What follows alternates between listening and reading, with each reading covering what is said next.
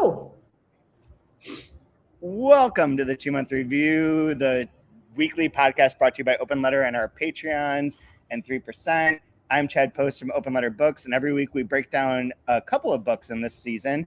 Never Did the Fire by DML Eltit and Catching Fire by Danny Hahn, and we talk about them bit by bit, joke, laugh, analyze as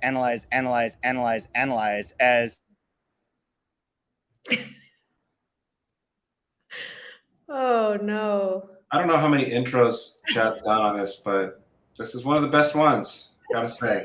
I'm right there. I just got recruited into the Russian mafia, so let's give me a break. And also, I'm just out of curiosity, what are the requirements to be a recruit for the Russian a lot mafia? of positivity and strength. Of positivity and strength. That's what he told me. He told me I'm not earning enough money. I could earn a lot more money if I would just rob a bank.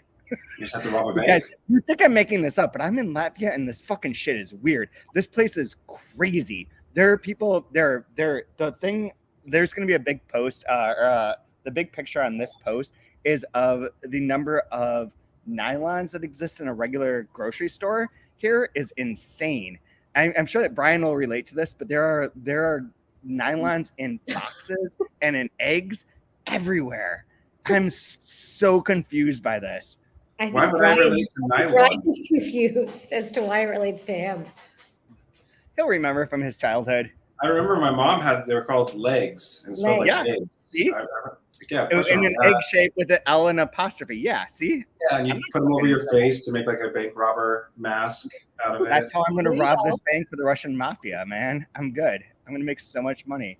So how are you two doing? Good. I'm just,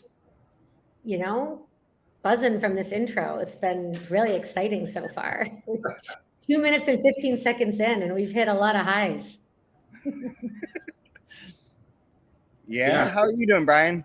Not bad. I'm got a summer cold, so I've just got a heavy dose of Sudafed and loving life. Cool. So for anyone listening, we're going to be talking about DML Eltit's Never Did the Fire, and I really want to hear from you, Katie, about what you thought about this section of it.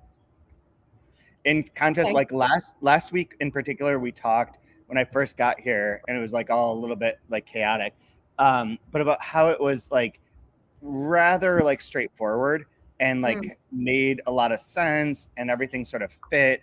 You said the same thing, Brian, in terms of like the imagery and the way that it was like heavily imagistic, but like not super confusing. And I'm curious if you two have the same impression after these last 24 pages. Well, I think it seems like, I'm not having trouble following it, but I do think that it seems like the line between the present and the past is perhaps getting a little blurrier, right? And something that I'm really interested in this narration is how quickly, like between, sometimes even in the same sentence, just separated by a comma, we're seeing her switch back and forth, or the narrator switch back and forth between addressing, her partner in the present and narrating moments from their past. Yep. I think that's one thing that, we have to sort of keep in mind as we're reading. I'm just sort of like letting it flow, and I'm following, and I'm not worried too much about like, am I picking up all the pieces of the plot or whatever? I'm just kind of like going with it. I do think that in this section, we're starting to get these like kernels of what the plot is, or what's like the real conflict, or what are the flashpoints in the past that the present narration maybe is it like working through or addressing, right? Mm-hmm. Like there's the mention of the hospital and the child. So there's some sort of accident. I think it's a child. I thought they said boy. Yeah. I think they say boy too, but it becomes ambiguous later on. So there's some sort of like act that they didn't act, or there was a moment of like negligence or something where somebody needed to go to the hospital and they didn't do that. And then the other conflict that was introduced in the first section that we discussed with sort of like the rise and fall of the partners, not the narrator, the partners sort of like leadership in the cell, right? So we also know that there's like a particular night where things sort of start to happen with his leadership.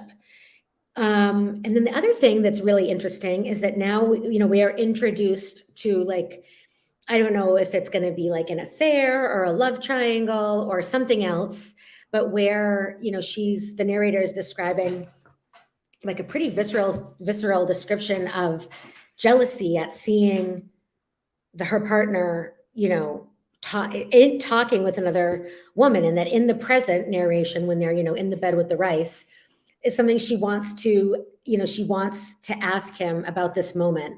And again, it's like that play with memory, like, do you remember? And then the conversation ends like, I don't remember anything. So there's a few, I'm seeing like a few, kernels that I think, we're going to have repeated references to these particular moments that seem to all be happening around the same time in the past and are like weighing really heavily on the narrator. That was what I gleaned. Yeah, I'm not worried about a lot of stuff either, because I think with the first person narration, it's just kind of just being in the headspace, and it's very atmospheric and just kind of just riding along with the thoughts. And it can be a little disordinary and confusing, but if you just kind of like let go and just swim in it, it's take you. It's totally fine. One of the things, sorry again, I had to move inside because my computer is going to die. So if you hear like a lot of bumping beats, that's not my choice. But the thing I wanted to ask you or to mention is that when you say, Katie, you're like her interlocutor or the other person that's in bed, one of the sections in Danny's book this week that's really interesting that we read alongside this was about how everything's gendered in Spanish and it's not gendered in English.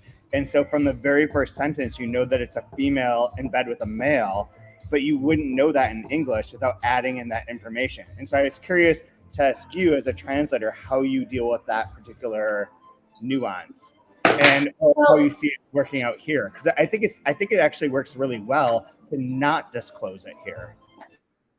Yes, and I think, we make assumptions, we as in readers potentially, or maybe it's just me, but like, I think I made an assumption about the gender of the narrator based on the gender of the author, so like I'm reading this first person narrative by a female author, and I'm automatically sort of like in a female voice in my mind. And that's a mistake, on my part as a reader to make that assumption, but I did. That's funny. That happened to me with a story one time where the thing is, it wouldn't be a mistake in Spanish. No, right.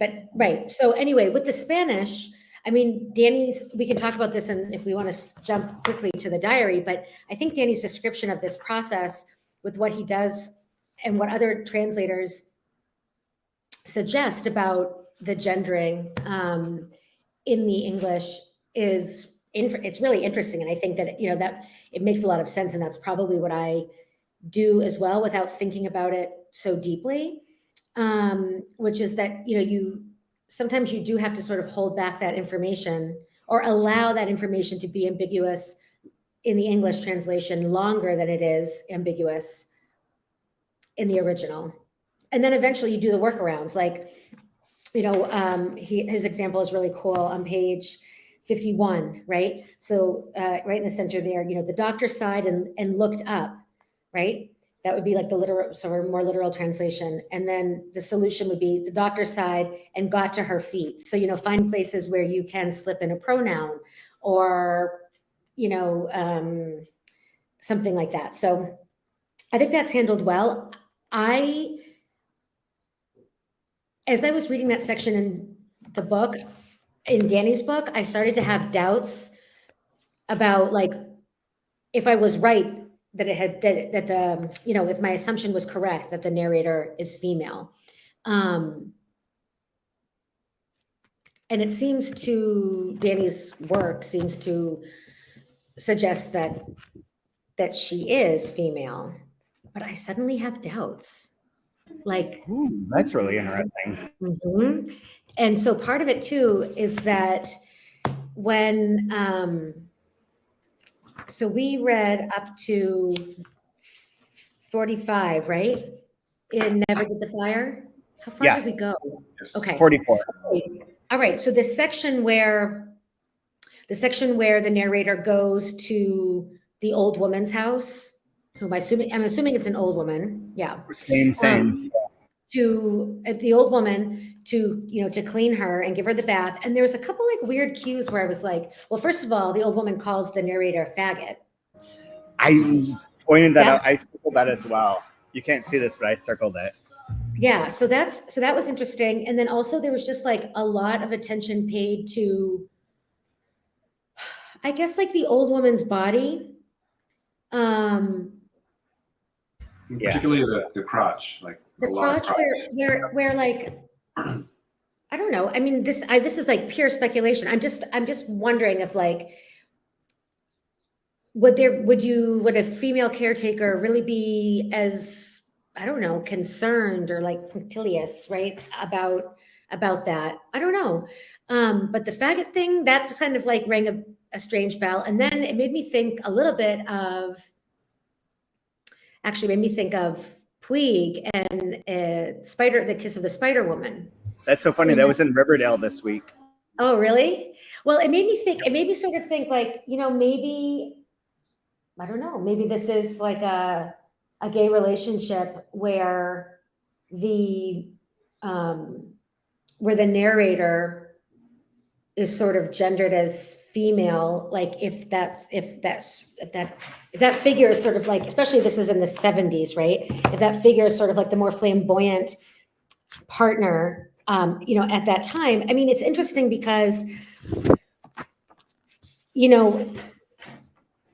in Spain, at least, and I can only speak, and I'm just sort of like spitballing here because it's kind of coming to me now, but in Spain, at least, like a lot of times like when someone might say, like, they might call, a gay man, like a friend might call a gay man loca, like using the female gendering, Right. the adjective describing, her cis male gay friend as loca. That happens in Antonio Loba and Tunes's books a lot.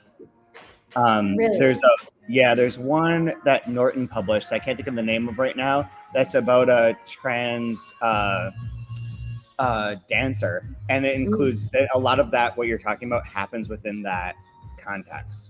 Well, so I don't know. I mean, what's interesting about this is that, I haven't read the whole book, so it's these like interesting moments of speculation where you could say, the fact that. I feel like the voice and the word choice feels feminine to me. Like, I tidy away the hairdryer and leave the nightie. Like, there's like little, I don't know. I don't have any like, suspicions as of yet, but I could be totally wrong. No, but it is interesting. I mean, it is interesting to think like the choice. I'd like to know in the Spanish, like what the word was that Danny translated as faggot. Yeah, that one threw was me off. Probably maricon, which would be, faggot, basically, essentially, of course. Yeah. So if in the original Spanish, the old woman is calling the potentially female narrator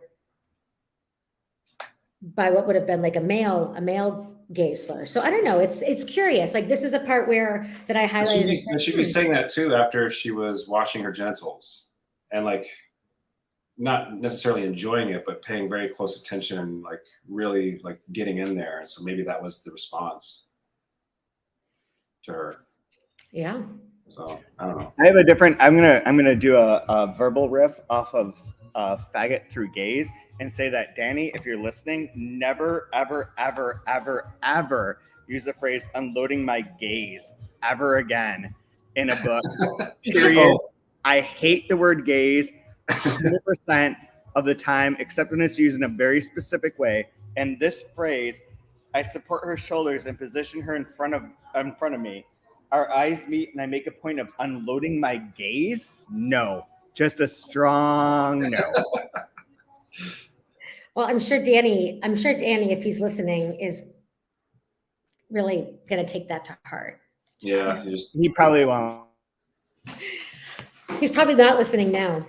We'll see if you make it past your first bank robbing before we take any more advice from you. If you put the word gaze in the translation you're doing for us, it will be caught. No, you've let me leave a gaze. We've had discussions. I'm judicious. It made sense. It made sense. A very judicious. It's hard because in Spanish, people are always talking about their mirada. It's like So annoying. gaze every other line. And it's like, we don't have a good word. We don't have an inoffensive word for that thing that we do with our eyes. I think the Spanish gaze is very problematic. The one that you used, Katie, that we did change was when at the end of The Strangers by John Bilbao, you had like that they gazed out the window, and I was like, you mean they just looked out?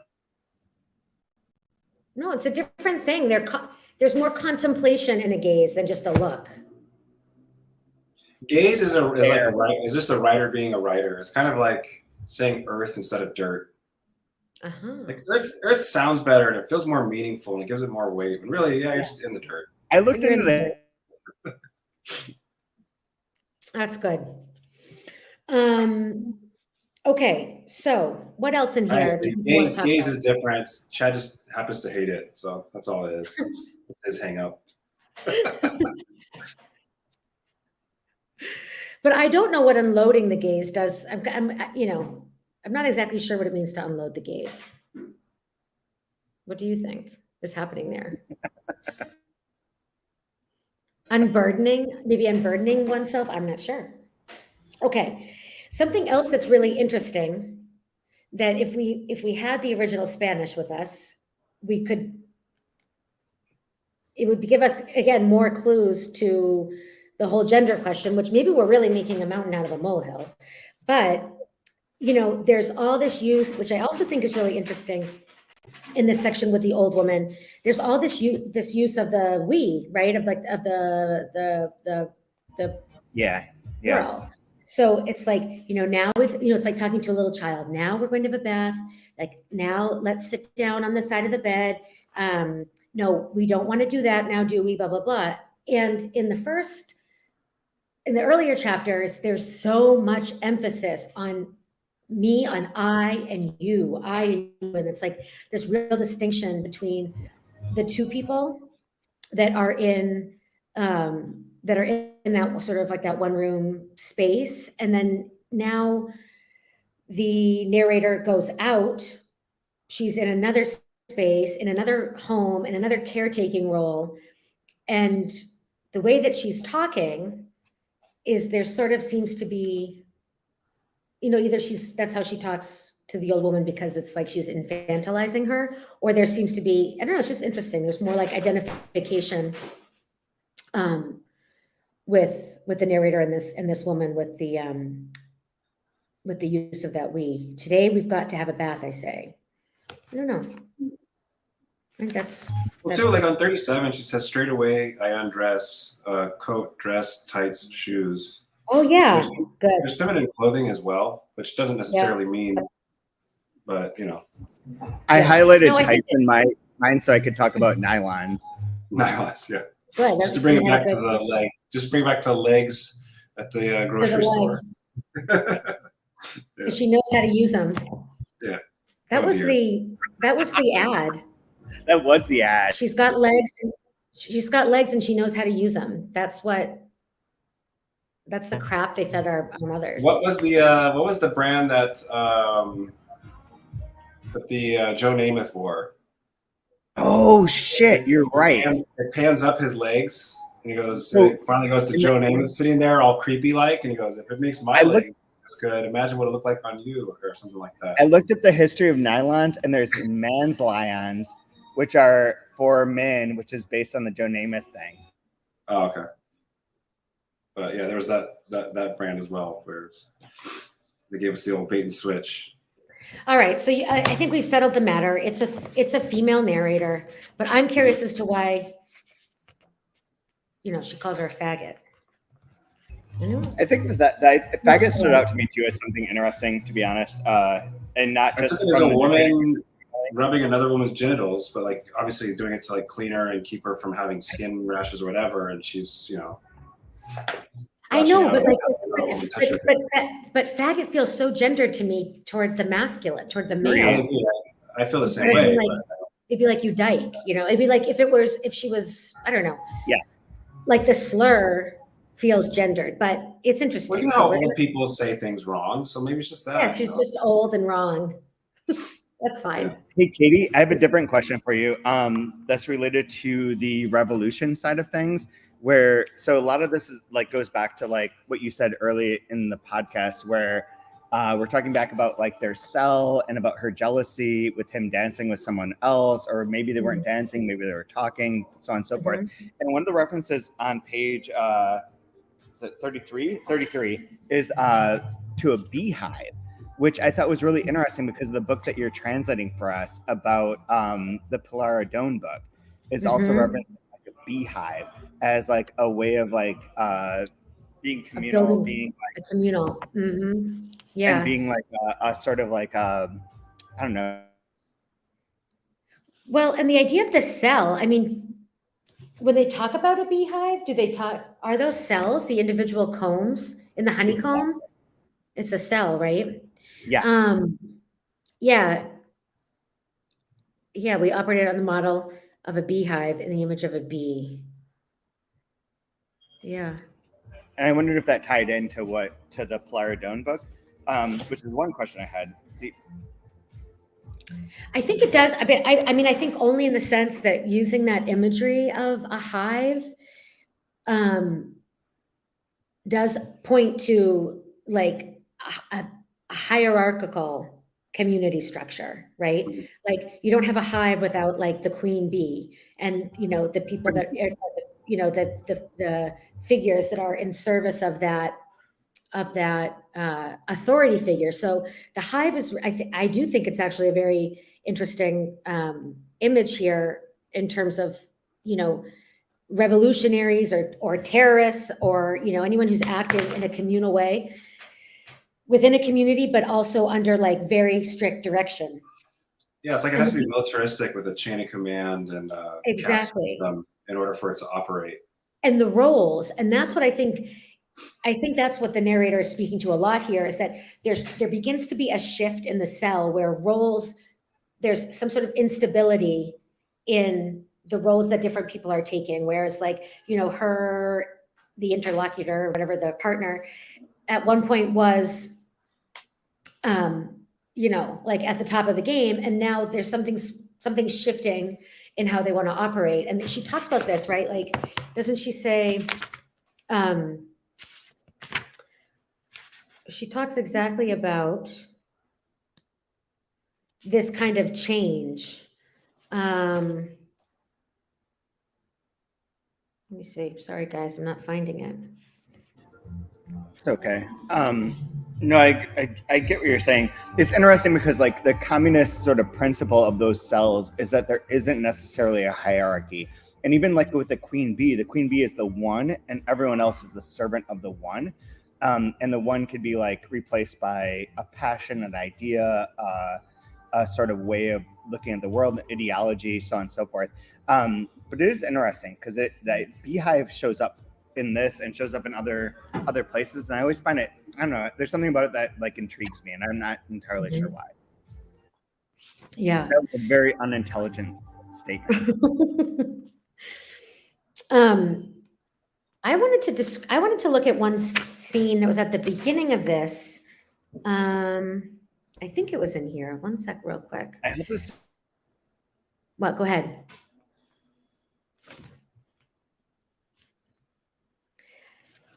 Maybe it was in the last section, you guys, but the scene where she describes like basically the panic attack when she goes out. Oh yes. Was that in there? Was that? I just think that's like noteworthy in terms of the writing and in terms of the sort of like the fragmentary and like fluid way that Eltit is, describing these. It's like a real like opening up, like a breaking down and an opening up of a particular instant in a really interesting way. And I think that she does that with when the narrator is outside in the street and remembers something. And I don't know if this was, I'll find the section, and I don't remember if it was in the last. It's on page 37. Okay. Because there's that. And then there's when she describes the jealousy. The jealousy thing like really hit home. I thought that I don't want to give it away, but like that line, there's a line within that I think is like the most like impactful line for me in terms of like her being very emotional and very much like, I don't know if either of you involved with like socialist groups in college? No, I was not. I wasn't invited to any groups in college. I was a freshman orientation leader. Does that? I was part of the student senate, but I did not have a political affiliation. Now, as we cross the quad, I want you to pay attention to this bell tower. This is a really cool tower because it was built in 1943.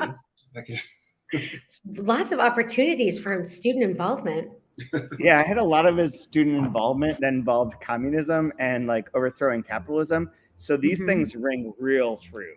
In terms of like we were talking about last week, Katie, of like the sort of endless analysis, the endless sort of like talking, the way that they talk, where it's very important, but it's not really important. Like all those things, I remember this very clearly from that period of time, and I feel like this book is setting up that sort of like contrast between when you were part of that group and when you were part of that cell, and then years later when that cell didn't mean anything. Like all the time I wasted, like debating whatever, debating like, and this is where the jealousy thing hits home because it was a lot about debating like physical bodies and physicality and like what is ownership and what. I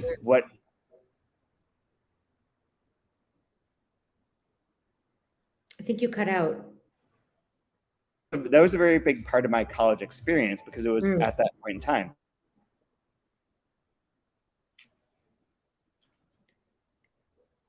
I think Russia is interfering with his internet because these ideas are too revolutionary. Yeah.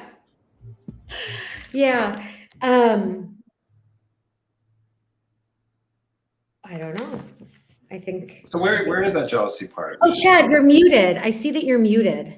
There you go. Okay. I thought you guys told me that. I thought you were talking over me because I wasn't making any sense. Those parts were like that part where like from many years ago, being part of a cell or being part of like that movement, and then when she says like 1,000 years later, after Franco died, 1,000 years, it feels like that. Like it feels like 1,000 years have passed because all that stuff is so distant emotionally, and that time like we talked about last week of like the personal time versus actual time, like it feels very much like the personal time that has passed and could be 1,000 years, 100 years, whatever. The jealousy part is on page 30.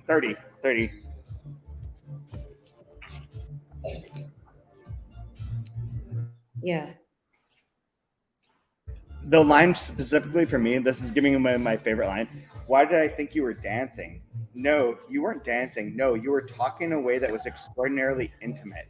That's what I am thinking now. Yes, both bodies were occupying the words like a kind of simple subterfuge. Well, and my favorite line comes right on the heels of that, which is, there you were, apart, falling to pieces, a common man, fragile. I have that one. Oh, yeah. That's really good. And then, but this is cool here. So I notice how pale you are. Did you eat, I say? Did you eat the rice I left you? And it's like, why do you think he went off with another woman? Just all you can talk about is the rice. Man, just so much rice. But it is interesting that like, so here we have like, there you were, and then here you are. It's like there's this constant back and forth between her memory and then, the present reality of what's happening, you know, in the We're- moment. Like, We're 29 minutes and 52 seconds, 53 seconds into this episode. And I'm going to say that this is like watching Inland Empire by David Lynch, in which like there are two scenes on top of each other, in which you're seeing both the past and the present. And the past is like glorified and sort of like Hollywood-esque and like and beautiful and sunny.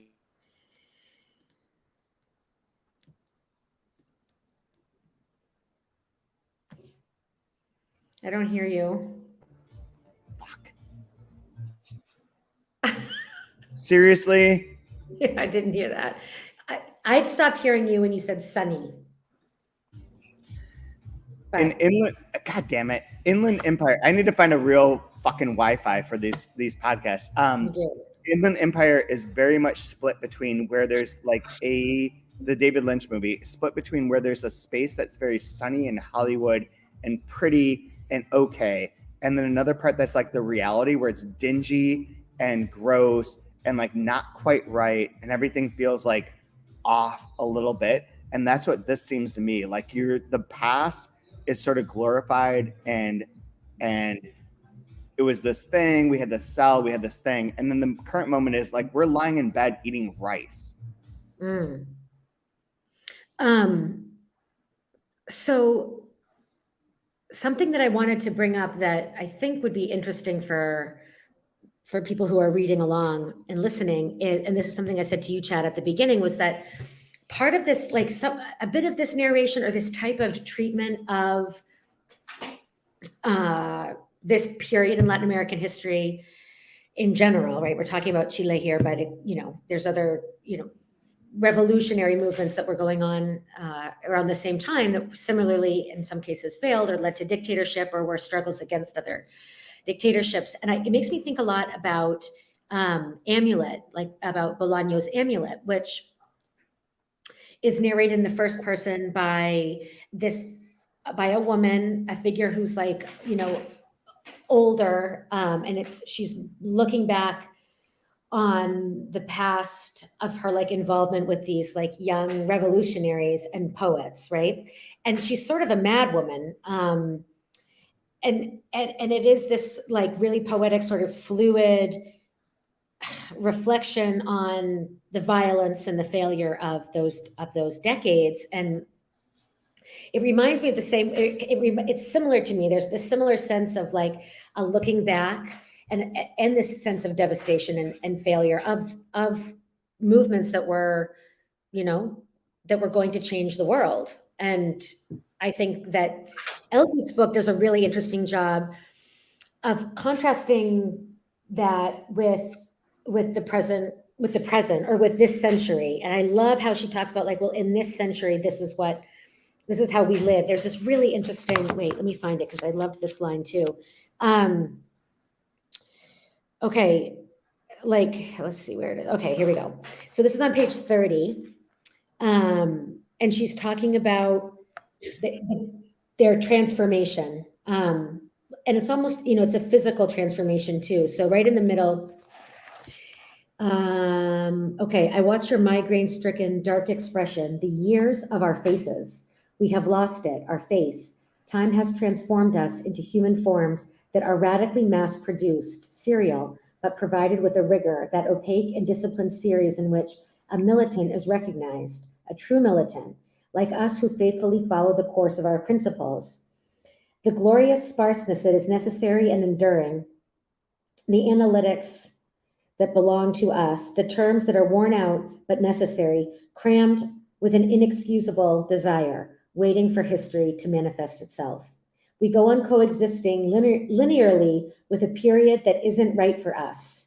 And so there's this constant sense of displacement in their present and a real living and returning to the past. And I think that, like, you know, it would be so interesting to read this book, you know, sort of from an academic lens. I mean, here, like when we talked last season about Bolaño, about, you know, how you could thousands of doctorates and master's theses can be born from these books. But I do think it's interesting to examine what's going on here and how Eltit is creating the experience for the reader of a traumatized person. There's I want to say, that something happens and there's a trauma that she's returning to over and over again in the present. That, as you say, Chad, it's a really cool description, is that it's like that the two time periods exist, you know, one laid over the other. And there again are these punctures or these ruptures in time and in the narration and in the narrator's experience that point to a reliving of the past in a way that does feel to me like very somatic, right? Like she has physical sensations. The thing I was talking about with the panic attack was in the first section. It was on page 24, I think, where she talks about how they, you know, they don't really go out. It's not on page 24, it might be page 20. But where she goes out and she's like unable to move forward, she's moving forward, she feels her body moving forward. But she's not able to, here it is. This is cool. It's on page 23. Sorry, we're going back to another section, but you know, she says, I won't, she doesn't know where this line that governs time is exactly. I lived, yes, amid a very fine perceptual disturbance. And it's that disturbance that, let me see where it is. Okay, yeah, here we go. Sorry, page 24. The second large paragraph, a little bit down. A perceptual disturbance that is fine but also familiar, a basic sign of tiredness or a tiny attack on my mental fortitude linked to my exhaustion, right? So she's physically exhausted, tired, unwell, and there's this disturbance that happens, like a little shimmer, right, of the past. A state that became abruptly evident as I walked, destroyed, while thinking indelibly about the last scenes, that little 2-year-old face and his anguished grimace of death. Okay, so here's the trauma, right? So there's this disturbance in her present, which is the surfacing of this little face. Suddenly, the image was intercepted by an unusual impression. I wasn't moving forward at all. This is her in the present moment, right? Outside on the street. The physical reality of this street and the city had stopped. I alone was moving in a unique setting that didn't stop happening. It was simply occurring beyond what I understood could possibly be real, and nevertheless, the concreteness of the situation forced it onto me. I shut my eyes, tried to stop or to breathe or to lean against the wall. Time was hurling itself forward. All possible time was there, material and non-transferable. I think that's, so when we talk about like the impenetrability, I don't think necessarily that the writing is impenetrable, but I think what Eltit is doing in some of these sections is like, she's stopping on an instant, like say this traumatic memory resurfacing, this sort of panic attack on the street. And she stops there and draws it out. And we're sort of like, you know, I feel like I'm sort of experiencing it or feeling it with her. Like, there's confusion, like the way that it's confusing. It's not confusing, but there is confusion introduced in the writing. Okay. And that feels extremely intentional, especially in scenes like this. I 100% agree with you. And even at the beginning of that section, the thing that I marked that relates to this is the very first line is at one specific moment of the night. The night? Which night? Right. What night? Like that is very much like it is a thing where it's like now and forever and like specific and literally never ending. Like, and I think that ambiguity is really wonderful that's being played with. And I don't know how it works in the Spanish versus in the English, but like that also comes up in the 2 lines below that where it says you fell. And and another page at some point in time, I think it's in this chapter, but it might be in a different chapter, where she says like, I always laughed at you losing. And when they're playing cards. And there's this like constancy of falling, which is part of Illuminata 100%, where like the visual is that this woman's always coming to pieces, always falling to pieces, always falling, never capable of like doing anything but falling. And I feel like both of those things sort of point towards that moment where it's like always a state of in like that in transience where you're like in between having fallen and having been upright. I'm gonna mute myself again. Yeah. It's too early for themes, but I'm noticing there's also kind of echoes of like decay and things falling apart. And our I have a narrative different, seems- like, really dumb question to ask both of you, but because next week we're gonna have an off week and we're gonna like run a couple interviews that we've done with bonus episodes with Tony Malone.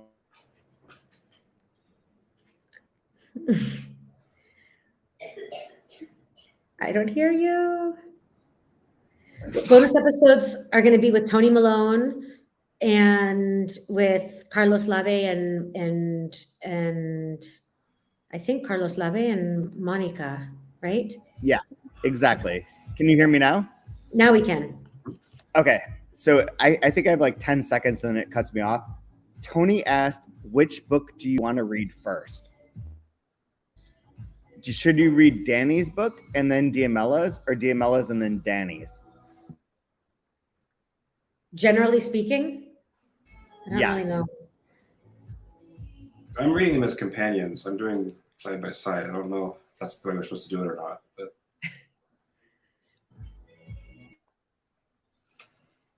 Bro, you're doing that because we made you do that. I think I would rather read the, I would like to know what's going on in the novel. I would like to have a better handle on the novel before I looking at like the breakdown of things, but that's it my makes the way. journal more of a delight because like you're in on it. Yeah. Yeah. And that's possible too. Whereas I would rather read the whole novel and then look at the diary like a post-mortem. Mhm. But I also like spoilers. Like there's a lot of TV shows that I don't watch, but I read the recaps. I just follow them by reading the recaps, and I will never watch the show. There is there's very strong scientific evidence that spoilers actually make people appreciate things more. But how about if you never watch the show after it's been spoiled? Same. It's actually more enjoyable. People actually like spoilers, but they pretend they don't. I love spoilers. Okay, should we talk about, is there something else? Oh, sorry, Brian, go ahead. Oh, but back to like this idea of like everything is in decay. And I'm noticing too that the protagonist is a caretaker. Have you eaten? Do you feel well? And then like being jealous about it. And then like at the bottom of third, like I want to touch your head to help you with the pain, walk it through your skull to dislodge it, pass through the brain, running over its fault. It's like the idea of doing that. Or then when we get to this scene with the old woman where she's a caretaker, she's taking care of her, but it's a state of decay and it's not appreciated. So I find that's a really interesting echo that's happening in this first section that we have. And we see it politically, we see it with the cell, we see it with the physical bodies, with the decay of bodies, with everything's falling apart, disintegrating, going away. And what do you do if you see yourself as a caretaker or somebody that's trying to bring something good into a place of decay? Where does that lead you? Yeah, it is true. It's like they're wasting away. Like there's the decay, and there's also just sort of like you said, like the disintegration. Yeah, there's a real I think it's sort of abstractly dealt with in the first couple of chapters, right? And then when we get to this section with the old woman, I mean, it's so detailed and physical, and it slows down and really rests there. It's exactly, and it's like this, you feel like you're under a microscope, and it's this careful description of the body and like where the sores are going to appear, like washing the shit away from her vagina, like the way that things smell, how much hair she has left, like the hair, like I read the part about, like wiping away the remains of the shit. And I was like, oh, that's gross. And then I thought about how she's like soaping up the scalp. And that was even like almost felt more intimate, like this, the nature of time and of you know, the hair loss and that the woman still has this hair left. And I'm curious, like, about who could we speculate this person is, because it's obviously, it seems like, you know, she's in the employ of this woman, and she gets handed money at the end by a maid. So we know this is the person of, that's another really interesting thing that we have to remember. When we talk about class in this book, and about the fact that here were these, you know, leftist revolutionaries in, you know, in an active cell, potentially engaged in direct action. And what happens? Well, in this next century, she's like wiping some, you know, like some bourgeois woman's shit away. Mhm. And taking her money and leaving. And that what's really curious is, like, you know, I don't know, the imagery of her entering the house and disrobing, like stripping herself of all that is her, putting on like a plastic smock, you know, washing that, you know, but she's at home in this place too. Like, the narrator is the one who recommends which soap. The narrator is the one who brings a particular kind of sponge that she knows will work well. So like, she's like an interloper in the space, but also she's appropriating it as well. And then she goes, and like, so who is this old woman? You know, I think that's going to be a really interesting question that gets answered. And what's this relationship? Assuming you two can hear me, is like what you're describing, Katie, feels like it would be someone who's not old, but this person also feels very old. Who? The old woman? The narrator. The narrator. Well, the Like, narrator, I picture the narrator as more like middle-aged, not but like that, an ancient old person. Chad, you're muted again. I know I keep unmuting myself because it's so fucking loud here. I feel like that person's not middle-aged, like, or that person's middle-aged like I'm middle-aged. And the way that power dynamic works in that section makes me feel like she's supposed to be like a much younger sort of much younger person. Like, she doesn't seem like, she seems to me like not my age, but much younger than that in that section. Oh, really? I didn't get that. I kept envisioning the narrator as like maybe even, you know, a woman like in her 50s or 60s even. And the old woman, like a woman in her 80s or 90s. But again, that could just be an interpretation. I mean, all of these, the power structure part of it, I think, is where I think that one of the things that Eltit does really interesting, Lee, is to create situations in which you read your power structures on top of them, or your interpretations on top of these imagery, or on top of these like, I think back to like 4x4 with the reference to shit. What was it with the guy putting his feet on the other person as a stool? Oh yeah, Ignacio and the director, the principal. Right. And so you like read onto that power dynamic exists, but it could exist within someone who's 80 and 20 or 40 and 50 or whatever. But like, I feel like the thing that she does really well in terms of ambiguity is like describing a thing that has 4 or 5 different possible ways that are all kind of offensive or kind of like illuminating, but you could read it in all of those different ways simultaneously. Yeah, right. We don't, I mean, I'm only inferring the age from, like, if they're active in the 1970s, then, and they don't say the 70s, right? Well, she talks about Franco's death. So imagine in 1975, they're like 20 or in their 20s. So that's from like 1950. And this book is written in 2010. Yeah. Right. Like, I'm imagining I don't know, I'm imagining the people, the narrator and her partner is sort of like, you know, aging hippies, like that generation. And I imagine her like they're obviously in extreme economic straits and precariousness. And so like, what she's doing is going to be, a caretaker for an elderly, wealthy person. So Katie, I have one question related to that.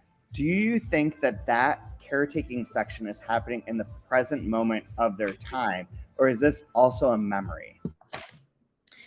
Oh, I think this is the present. Because she talks. I thought it was a memory. Well, I think, and I could be wrong, but and maybe I should. I can look back at this and pay closer attention. But I think that she's pretty clear about when she talks about the past. They do use the past tense. She does use the past, or Danny does in this case.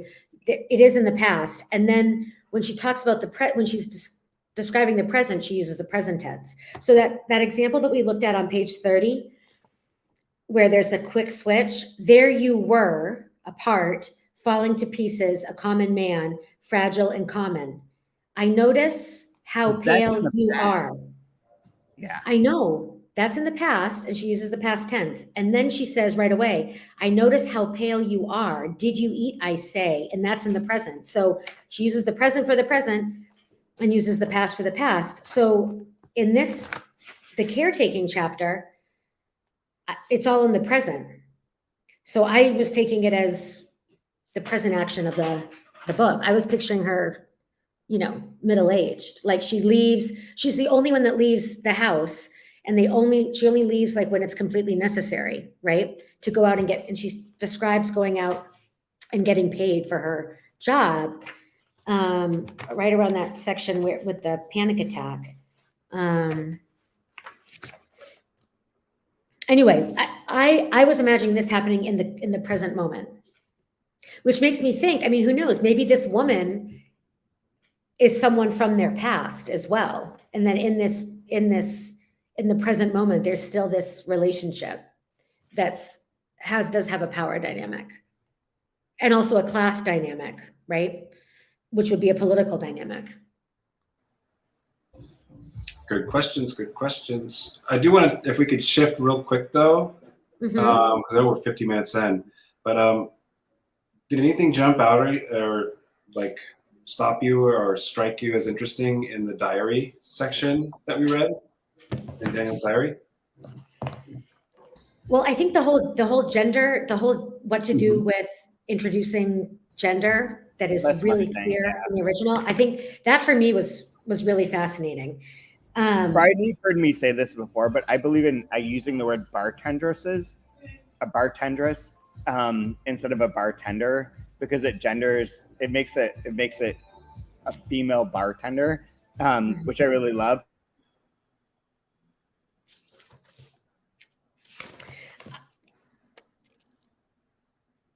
Is that it? It's like, I don't know when you're just stopping or when I can't hear you. I think one of the other things that's interesting, there's a couple things. One was he brings up 2 points about sort of the life of a translator that I think would be interesting for people who are not familiar with sort of the translation world and how things often come to be, which is that like the first print.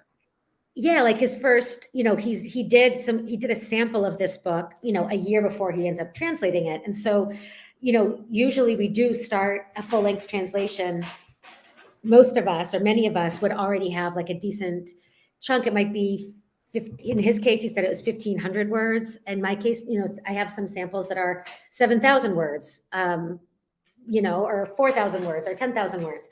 So you might actually end up having a decent chunk to at least get started done. And so he shares that with us, which I think was interesting. And then the other part that was kind of cool was the idea of sort of this collaborative effort, that the fact that he was doing this, he was documenting this process as an online diary blog so that other people could respond in real time. So, he describes having difficulty with a particular sentence, and then there are comments from other translators on possible solutions, which is a really interesting process. Like that would be like as if, you have a bit of like a window into a workshop there potentially, where you're seeing people, especially if people are working from the same language, offering very specific suggestions or interpretations. Yeah. And that was the other thread that I would tease out, was that I think this really shows people how important the translator's interpretation of the text is. So, the idea of the nuances of like, is she a terrorist bitch or like a mad commie whore, or, whatever you pick is. You mentioned terrorist earlier, but like terrorist is like a really loaded word within both of these two books. It's not used in the actual book. Terrorist does not show up, but like when it's suggested from someone as being terrorist, he talks about that, and I think that actually is really interesting. Yeah. Here's what I'd like to have you both respond to this, because I think I'm fascinated by it, but I'm just curious on your end how it works. On the 13th of February entry, he talks about, I've gone with 100 years rather than 100 years. Why? Because I don't know. And then somebody responds, of course you do. It's rhythm. You're retaining the rhythm of the Spanish here. And he's like, yeah, you're right. Of course, rhythm is a big part of it. So this is a really dumb segue. Can you hear me? Mm-hmm. Yes. Okay. When we were flying to Latvia, they said, where are you going? I said, we're going to Latvia. And the woman at the passport control said, how long are you going to be there? And I said, for a month. And she said, you can't be there for 4 months. You're only allowed to be there for 90 days. And it was like exactly that sort of weird situation of like, for a month. She heard it as 4 months as Right. like way too long. But like the 100 days of solitude, 100, 800 is Right. like very specifically like weird how you hear it and how Yeah. it reads in this. And like in this book, I think that the fewer words are better. That Yeah. Diamela Eltit's ambiguity works best if you use fewer words.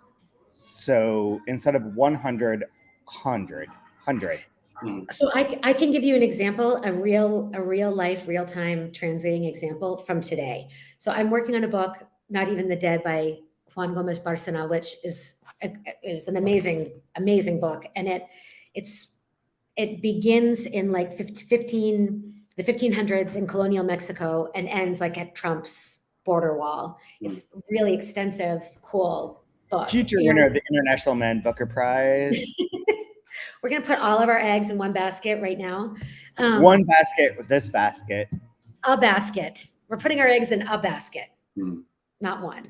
But anyway, but so the part I'm translating is taking place, in the 16th century. And they're talking about, that he has, we could say like, let's use 100 as the example. He has, 100 silver escudos, like 100 silver coins. Like when they're when I'm having like the people in the 1500s speak, he would probably say, what did that cost? What did that cost you? 100 silver coins, in a way of like where that would make more sense there than being like 5 said, well, what did that cost you? You'd say $100. You would say $100. So I think that that's interesting too, is those types of decisions. Very, very small micro decisions end up contributing to what the overall tone is. And that's really important for consistency. So in Danny's diary, where Anne says, why do I do that? I don't know. Well, of course you do. It's the rhythm. And again, not just the rhythm, but it's the rhythm, it's the tone as well. It's where you subtly guiding a reader that they wouldn't know or pick up on that choice because it's so small, between a particular, the articles that, using an indefinite or a definite article or using. So yeah, I think that's really, that kind of highlights that sense of like what feels right. And that sometimes it's just a general sense. And other times it's something more purposeful, like me thinking, well, if we're in the 1500s, then maybe this is where I would like, I don't want to use thee and thou or whatever, but maybe I do want to use a bit more flowery or elevated language, and something as small as saying 100, florins or escudos or whatever makes more sense there than 100. So do you just, with that, is part of it editing with your ear? I think people do a lot of editing with their ear. Yeah, because And I think Not all editing material. I think Anything so. else? Well, I'm really big on that, but I know like some people aren't as much. Like to me, it's like you have to read it out loud. You have to kind of hear it. You have to know how it sounds. Like, does it sound alive? Is it singing? Is it ringing? But, and Chad, you say that, but like in the translation world, that isn't everybody's priority. But I feel You like know, like it's, that kind of is. Because you read some translations where it just feels like it's dead on arrival. Like there's well, no and, life. There's no and, life to it. There's no heartbeat to it. And I'm wondering, some, like, and, is it and too that, academic? Do they get lost in the? or it's sticking too close to like the original even syntax. And and what my point is that that's not how I work. But I mean, there would be other schools of thought where translators would want more closely to adhere to Oh, sorry. the original. I was going back even further. We've lost you. Oh Arrgh. man. Oh man. Brian, come on, fill this dead air. So I no, was saying that everything is a story, so everything should be told. Mhm. And even if the most experimental books, the most experimental literature can look different on the page, but should still be able to be told. Mhm. Yes. In which case, that the vocality of it is the primary part of it. Right. But I think sometimes, yeah, I mean, yes, I don't disagree. But it's clearly not everyone is in that school of thought or adheres to that principle, because some, like as Brian says, sometimes you get a piece of translation that is completely correct, it is accurate, it is correct, and it is flat, you know? There's some And beautiful Oh work. dear God, so many times. so, right. And I mean, I think potentially, and this is me just, I mean, I'm just riffing here, but you know, the idea of like if an original piece of English writing, I think some of what gets published as translation wouldn't get published if it were a piece of original English writing. Like I think that there is a different scale or a different sort of like tolerance that we have with translations for, I don't know, it's like for sometimes if there's a lack of musicality or if there's a lack of consistency in tone or things, I think things can sometimes slip by because there's a reticence on the part maybe of editors and maybe of editors sort of intervening too much in a translator's translation, and of translators' reticence in intervening too much in an author's original text. And so you sort of have like this couple layers of remove where it's like, you know, I don't know the language. Like if you're an editor, you know, maybe I don't really know the language. I don't know, you know, maybe this I can't read the original. This work here, you know, kind of let things, maybe you give a lot more trust over to the translator in those cases. But I don't know. I mean, that's just a sense. I think I generally agree with you. I'm really curious because Chris Fishbach, to call out someone who very specifically we all know, had tweeted about how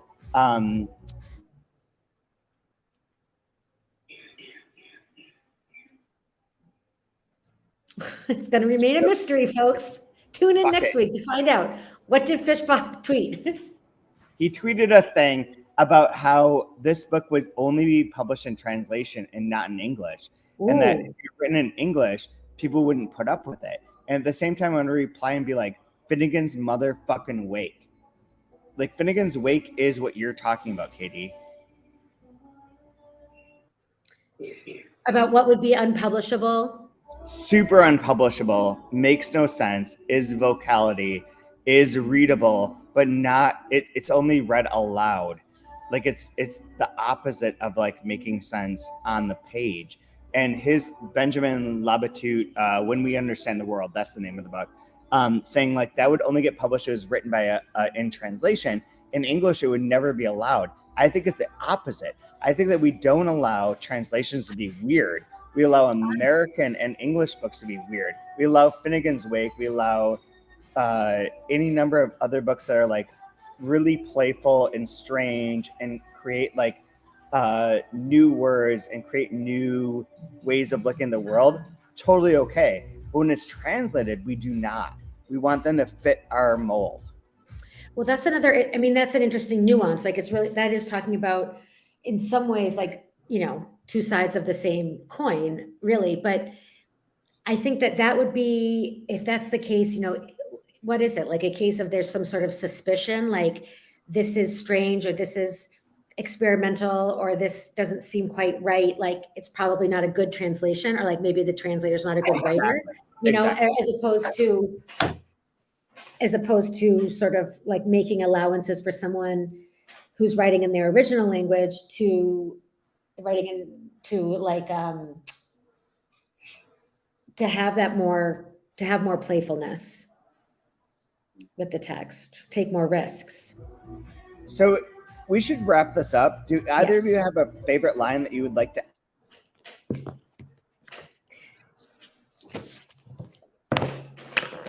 Yes, you are muted.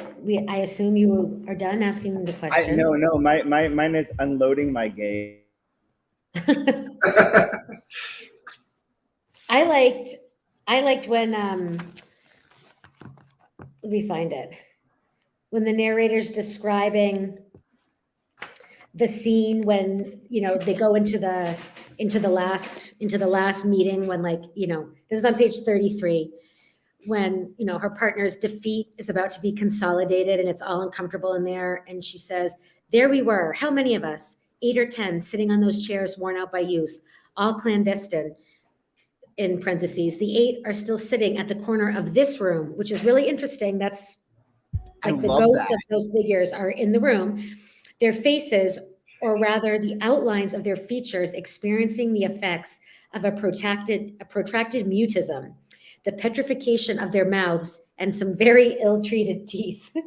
I underlined ill-treated teeth. I thought that was ill-treated teeth is something that I love that. I love that. Yeah, so I thought that was a really beautiful. I have a lot of issues with people's teeth here. Well, I really like Danny's solution to that. I think that was I liked how that sounded a lot. Thank God no one can understand what I'm saying in this bar. Bri, do you have one? Yes, this one just jumped out at me at how simple and powerful it is. The smell is an assault. I almost made that the podcast name. I love that. Yeah, same. That would have been good. That would have been great. Pure hatred. Yeah. Okay. I didn't know what you titled it, pure hatred. That's going back to the jealousy, right? So everyone who's listening, thank you so much. We love you. Please sponsor us on Patreon. If you do, maybe Chad will be able to afford some good Wi-Fi in Latvia for the weeks that remain of his I'm stay. just gonna live in like Patty Whalen's bar, and like where I asked them to turn down the music, and this is how they turned it down. I think their Wi-Fi is plugged into a potato, and Chad's coming to us from a potato. Anyway, all right. Well, thank you, everyone. Chad's frozen again. Thank you. Follow us, like us, support us, and keep reading. Yay! Yay! Signing off.